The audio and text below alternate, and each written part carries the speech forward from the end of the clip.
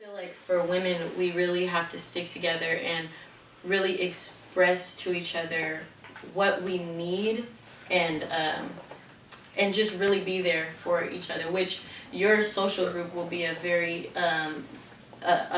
important place for people to go to, because topics like that. Yeah.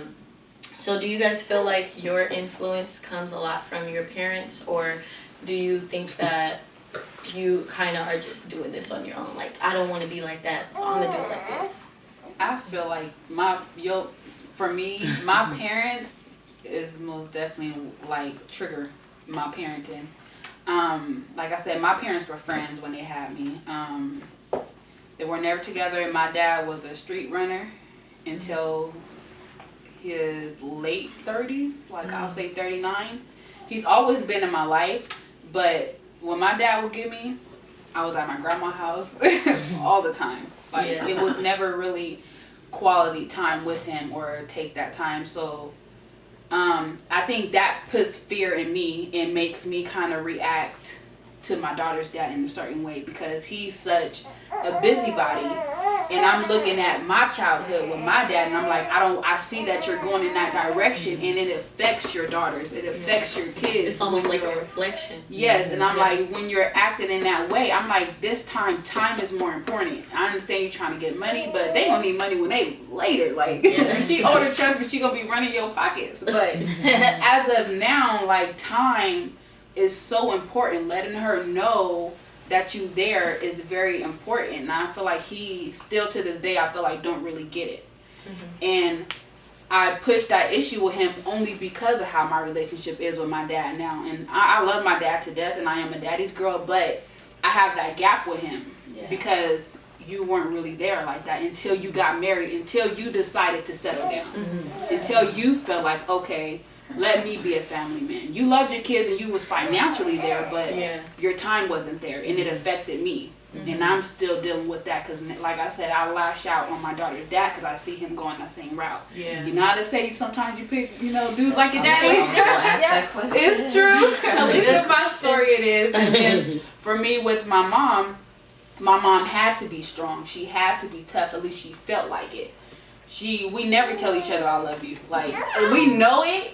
And I'm an affectionate person. Like, I was always the kid to text my sisters and my brothers and be like, oh, I love you, how you doing? And they'd be like, LaReese, why are you emotional right now? I'm like, why can't, but my mom is so emotionalist, and because of her past. And by me being older and us opening up to each other, I understand that. But that still makes me be the person I am even harder, because I don't want my daughter to feel that disconnect. I want to make sure I'm there for her in any way. So I feel like your parents really have a big impact on how you are with your kids. Absolutely. Like, when I grew up, my dad was very abusive, like mentally abusive, and I was molested by my dad. So like growing up, I was like, I'm never gonna be like my dad, because that's something that's passed down.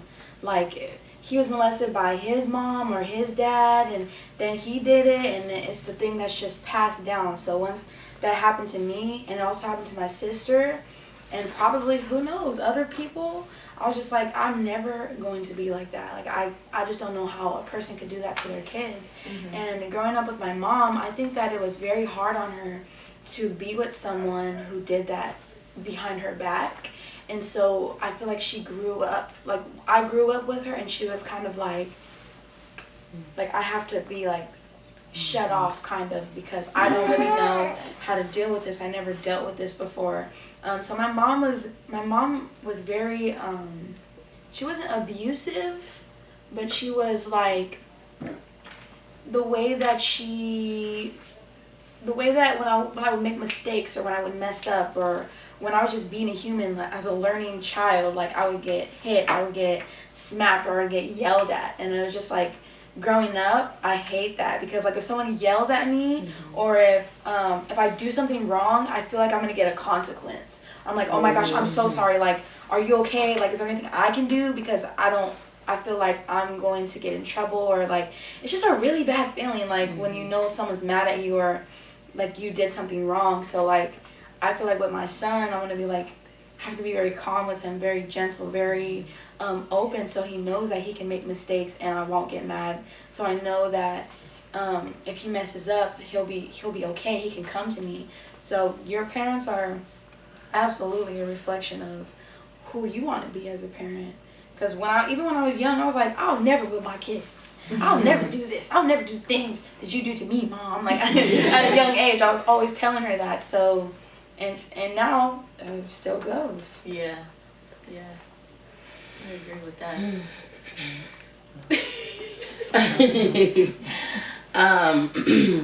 As far as with me, my mom is also not really an affectionate person.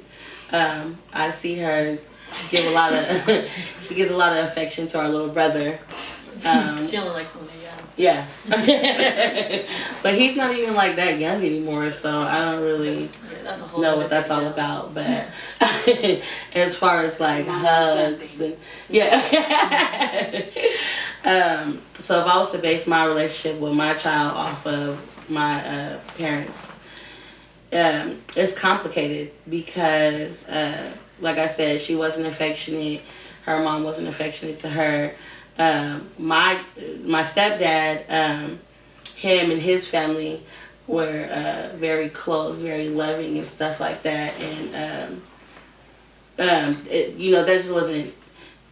It wasn't towards me though. So, and then when I go with my dad, and my dad is very loving. Like he always wants to hug and to kiss. Like the kiss part is weird. Like you wanna give me a kiss and you wanna kiss me on the lips and it's just like But like the hugs and stuff, like I feel like I'd be needing that like when I'm with him. And like he's very open as well. He tells me a lot of stories. Like we can talk and laugh like all day. And I want to be like that with my daughter. I want to be like how my dad is with my daughter.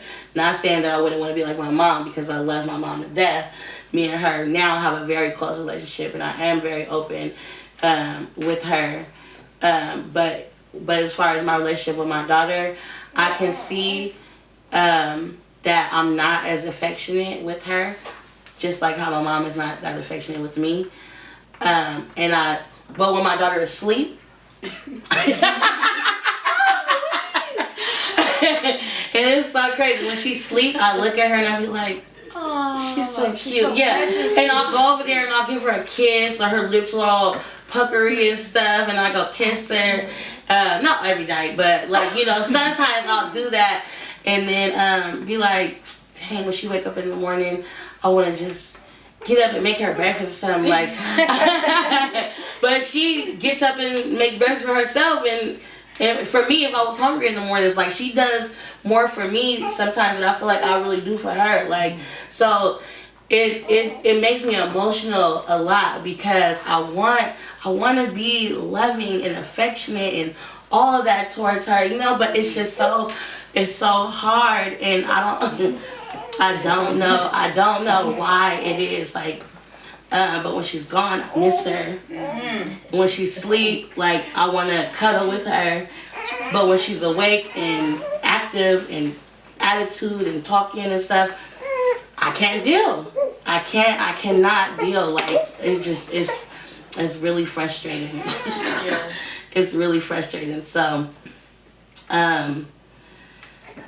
being affectionate, that's my biggest thing. Like, that's my hardest thing. And I don't know if it's like my dad, like I said, my dad is very affectionate, but I also wasn't raised by him. I was raised by my mom, and that part that rubbed off on me is what I battle with on a continuous basis. But I'm not, yes. But one more thing I gotta say. But it's weird and it's crazy, because when I'm in a relationship, I'm very affectionate with them, and I feel like that's sad to me. And I hope my daughter doesn't feel that way about me, and I hope that I just hope that's not how it looks, because that's not how it feels, So. I'm so mad. Definitely a big emotion. Yeah. My mom feels that exact same way, but she's not affected in her relationship. She says that also. But when she talked about it, she said cause she do it herself. She goes in her head and be like, oh, I'm gonna do this for my daughters. I'm gonna walk in the house and say hi. I'm gonna walk and say I love you, or give her a kiss or something like that. But she said the moment that she say it in her head instead of just doing it, she won't do it. Right. Yeah. Yeah. So yeah, that's deep. too. Yeah. And it's hard. I mean, I'm a love bug, but just seeing my mom how she is and then hearing your story also is hard. Mm-hmm. It's really hard. Yes. Very. Do you feel like you have a lot of influence from? Yeah. I'm still sitting with this. Right. I'm like, dang.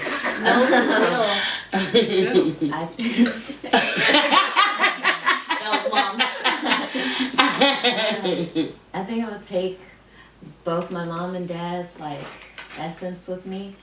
I feel like I learned with them too. Like they were kind of young, and I grew with them as far as like communication, and that's something that I want to be as strong like in my interpersonals and with my daughter and things. Like communication means everything to me. I think it's the essence of everything. Love, God, whatever. I don't know. I'm sorry.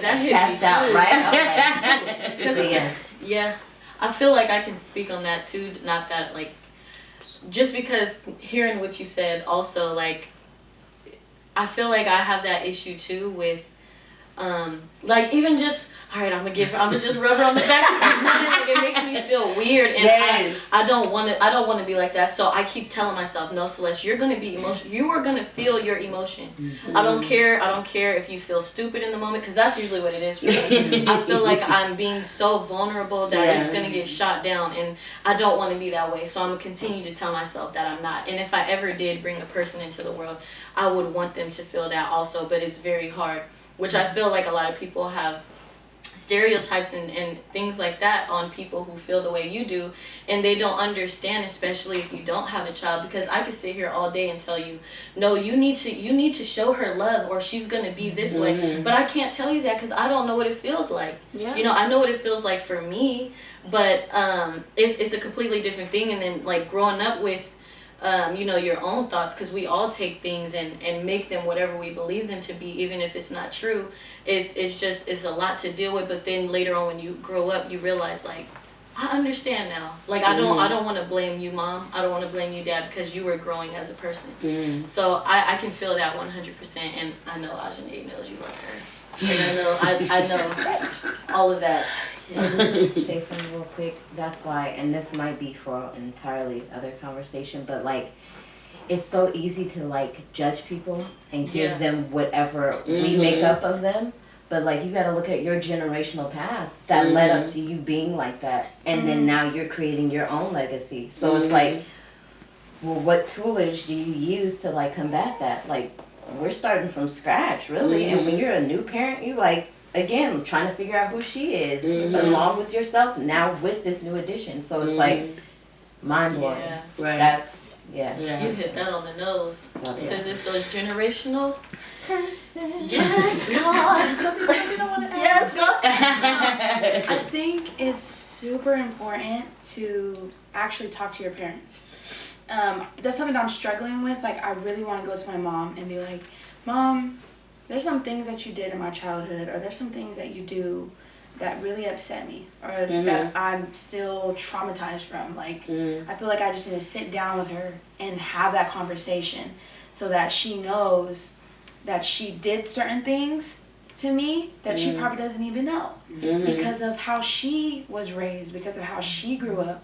So I think it's really important to sit down with your parents and talk to them when you have that, when you're older, probably. Like when you're young, I feel like your parents don't really. You're young, you know. I'm your mama. You live in this house. You don't got nothing to say, you know. But when you're older, I think it's really important to sit down and say, "This is what happened. I'm still a little upset about it, but let's talk about it, so I can heal from it." I feel like healing is very essential. Like there's moments before I'm on my period, and I'll get mad about everything.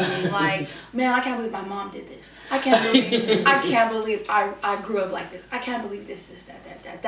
I'm like, well, maybe if I would have talked to her, or maybe if I would have done things differently, I would be on the road to healing.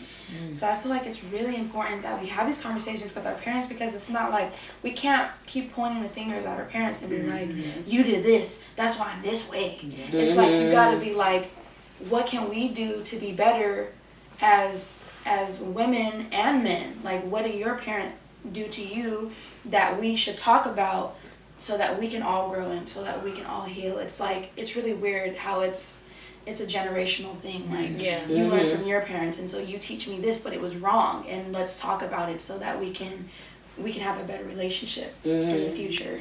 Yeah, healing is huge, because it's so many things that we take in, and just going back to like the strong Black woman, like we take in so much, and we think that healing has to do with, oh, let me go get my nails done, let me go get my hair done, let me go act like I'm feeling good, but deep down inside I'm not, you know. So I think it is huge, and I'm happy we're having this conversation. I have another question for you guys. We're about to wrap it up, but like I wanted to know, like, so we came into this talking about, you know, you guys are all mothers. I'm not almost say we're all mothers. You guys are mothers, but who are you? You know what I'm saying? You can. I feel like, because when I was thinking about it, I was like, okay, I want to talk about motherhood, but that's not all they are. That's not all you guys are. The first thing I notice when people become a parent or a mother is the first thing you tell somebody. So, oh, what do you do? I'm a mother. I have a daughter, or I have a son, but you don't think about yourself. And I feel like with a lot of the questions we were talking about, and a lot of things, you guys were talking about being selfless. But when do you take the time to be selfish? And how do you do that without making other people, because that's what it really is people's opinions. How do you do that for yourself? What is it that you do that makes you feel good for yourself? Because I think we forget about that sometimes. Like, it's a 24/7 job, but how do you make yourself yourself? Well, for me, it's still a learning process,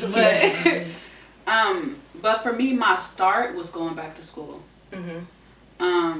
Like I said, I've always been the type of person to do for everybody, like my whole entire life. Like, I didn't start kind of paying attention to me until after I had my daughter. So I was like, I'm going to go back to school. This is something I wanted to do. And then that's when all of my other things before I became a mom started to fall back in place. I started dancing again. I started writing a little bit. I'm trying to network more, because that's where I suck at, is networking. And, you know, because everything is like on the media now. And that's how our generation networks. So trying to network with the world, and get back into doing hair, get back into meditating, getting back into having some me time. Because for me as a parent, you feel bad to be like, oh, I do not feel like dealing with this child right now. But you're human. Like, you really do need some you time. And it took literally 18 months for me. And people keep telling me, LaReese, you need a break. Like, have that girl dad watch her. You know, so you can have some you time, because I have my daughter pretty much all the time. And I'm still trying to figure it out, how to have that me time, but I know it is something that I need. Like, as a parent, you with your kid all the time, but my mom always say, you're human first before you have all these labels. Before you're a parent, before you're Black, before you're a woman, before you're a aunt, a sister, whatever, before you're labeled as anything, you are human first. Yeah. That's deep. Hot fire. Hot fire.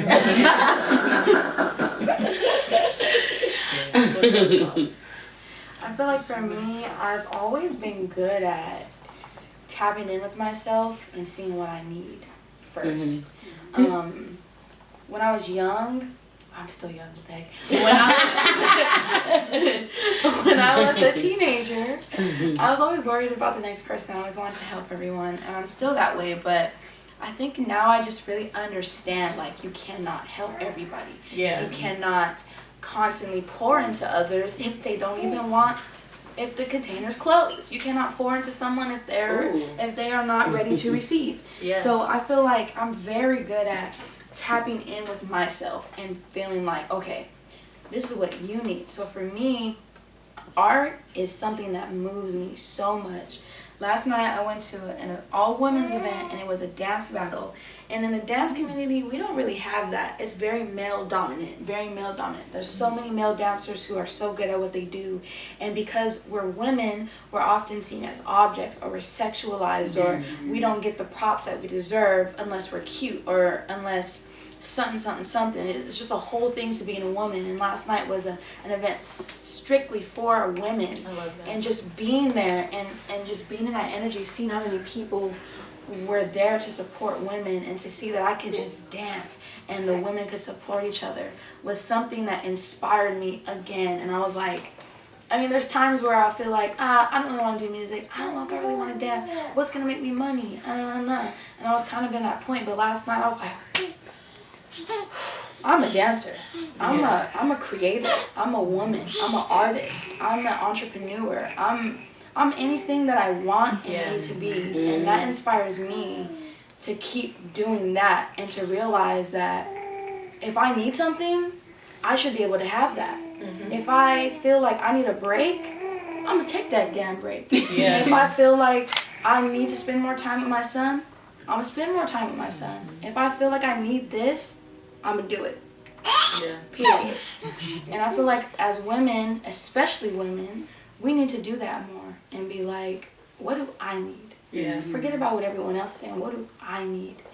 And not feel shame from saying what it is that you need. Because as she was saying, we just constantly pour into others. If someone leaves, then we are the person. If this happens, then we are that person who is there. So I feel like if you're that person who's doing that, if you have always poured into others, then you should be pouring into yourself equally, even more, to say, I deserve this, and I shouldn't feel bad about it.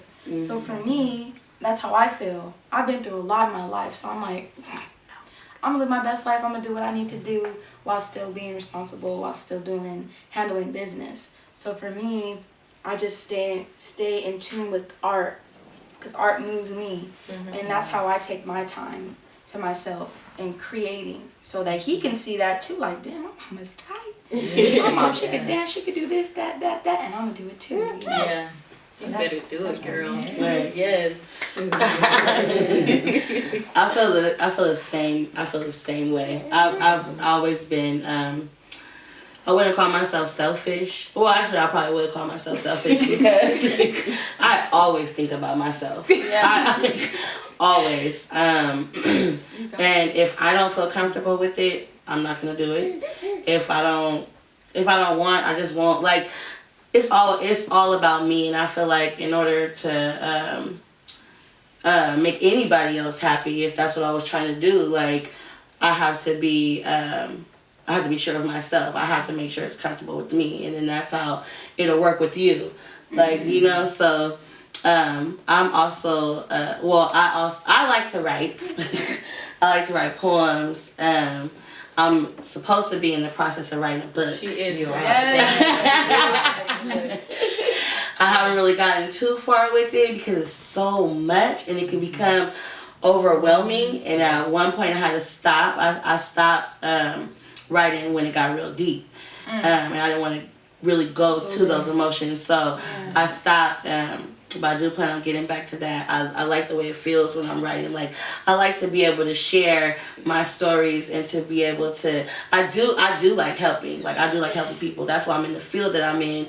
I like working with the developmentally disabled adults because it gives me like a sense of purpose and knowing that everybody is not good for them, the developmentally disabled. Like, you know, a lot of people are there. Some people are there to just get a check, but. I'm there because I like being around them and like showing them like love. Look, I can show them love and stuff like that.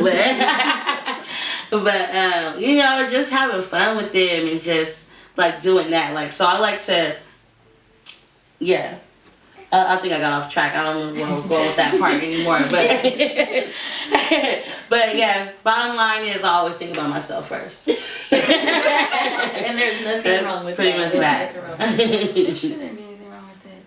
Okay. Fun fact about me, I'm always in here. Shit. Like, Who there's is times, okay, there's times like I'll find myself slumped on the couch and I'm just like twiddling something. God knows what, researching something, but like I have to declutter my mind. You know what I'm saying? And when it's quiet too, and it's just like, yeah, like I could breathe.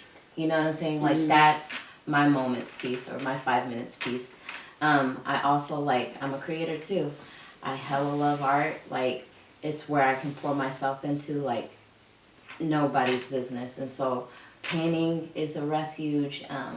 Designing clothes, it doesn't really matter. But like something like that I can immerse myself into, like that's the self-care that I ideally walk to. I love it. Okay, last question.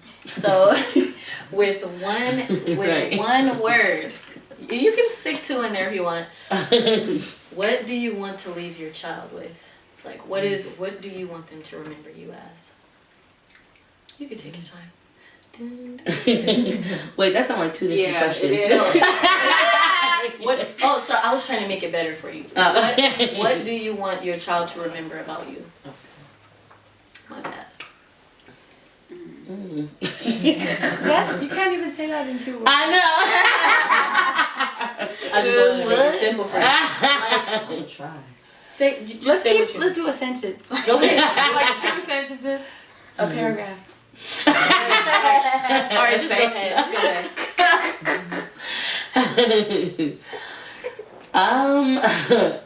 I would want her to remember me as someone who never gave up, who was always loving and affectionate and just a go-getter. I like that. Yeah. I guess you can use more than one word.